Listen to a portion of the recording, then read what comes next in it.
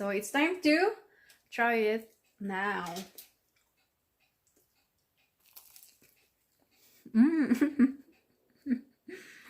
Ang sarap guys.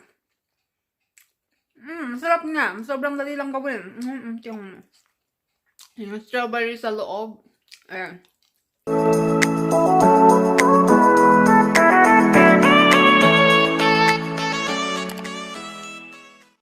Hey guys! Welcome back to my YouTube channel. It's Sunday today and it's my day off. So, ayun, naglinis ako all day. General cleaning ako guys. Kasi ito lang yung off ko. Monday to Saturday, nag-work ako and then school at night. So, sobrang busy talaga yung lola nyo. Anyway, since it's my day off, tapos na ako maglinis, magbe-bake tayo ngayon guys. Hindi ko alam kung ano yung tawag ng recipe na to kasi binake lang namin to ng alaga ko nung nakarang araw and I wanted to try it here para matikman naman ng asawa ko. Anyway, sobrang easy lang siya guys and it's not really hard to do it at all. So I'm going to show you. Yan yung kailangan natin guys. Yan ay puff pastry. Ito yung ginamit ko. Binili ko lang siya sa Walmart for $4 I think. And then strawberries and then egg. Gagamitin natin yung egg guys para pang paste. So ayun, start na tayo guys.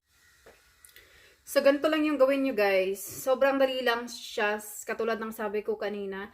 Anyway, ito palang puff pastry, guys. May 2 sheets siya. So, kinat ko siya into 4 pieces each sheet. So, nakagawa tayo ng 8 pieces na ganito. So, ayan. Start na tayo. Maglagay lang kayo ng strawberries here. These strawberries I got, guys, is frozen. And then, tino ko lang siya. It's up to you. You can use fresh ones too if you want. So it's really up to you. Ayan, ganyan lang siya guys. And then you fold it like that. And then dito sa may side na to guys, para ma-close mo siya, lagyan nyo ng egg. And then just, you know, press it with fork. Ayan.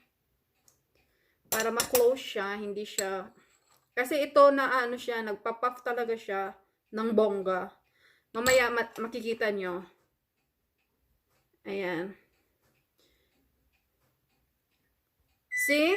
Yun lang yung gagawin nyo guys. Very easy and gagawin ko lang siya lahat and babalikan ko kayo mamaya. Ulit-ulit lang naman yung procedure sa paggawa nito. So, babalikan ko kayo mamaya kapag tapos na lahat. Yan na yan guys. Naglagay ako ng foil kasi wala kaming parchment paper. So yan na lang yung ginamit ko. Pero mas maigi talaga guys na parchment paper yung gamitin nyo. And then yan, the other batch. May dalawa pang natira guys. Maliliit kasi yung baking pans namin. So second batch na lang. And then all you have to do is bake it for 400 degrees. For 20 minutes or until it's golden brown. Anyway, bake, ilagay na natin sa oven. So, ayan guys, tapos na. 20 minutes lang siya guys. So, ayan. Yan yung itsura niya. Ayan. Lalagyan ko siya ng topping sa ibabaw guys. It's up to you. Kasi optional naman siya. And, binili ko lang siya sa Walmart din. Ito yung chocolate chip na ginamit ko. Ito pala, Nestle Tool House, ganyan. Sa Walmart ko lang siya binili guys and then minelt ko siya. Ayan siya oh. Nilagay ko sa microwave and nilagyan ko ng konting milk. Yun lang yung nilagay ko and then lalagay ko siya sa ibabaw ng itong binake natin. Optional lang naman to guys, kaya it's up to you. Hindi ko alam kung ano. Basta lang to guys, akin, hindi to professional. Yung iba kasi nung nag-bake kasi kami ng amo ko or ng alaga ko, nagamit kami ng plastic para ma-perfect talaga yung paglagay ng toppings. Pero kasi itong akin ay kami lang naman ang kakain ito. So wala masyadong presentation.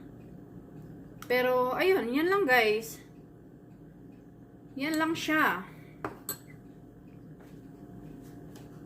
Guys, tapos na yung binake natin and pinalamig ko muna siya ng bahagya bago ko tikman. So, it's time to try it now.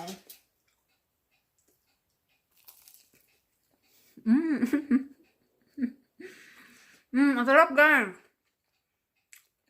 Masarap nga. Sobrang dali lang gawin. Yung strawberry sa loob.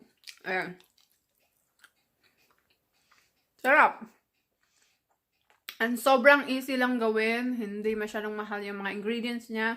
And yung puff pastry na ginamit ko, I highly recommend it, guys. Kasi masarap siya. Kasi I think, may ingredients na nilagay doon. So, maganda siya, guys, pang dessert. And hindi ako, may chocolate pala ako sa,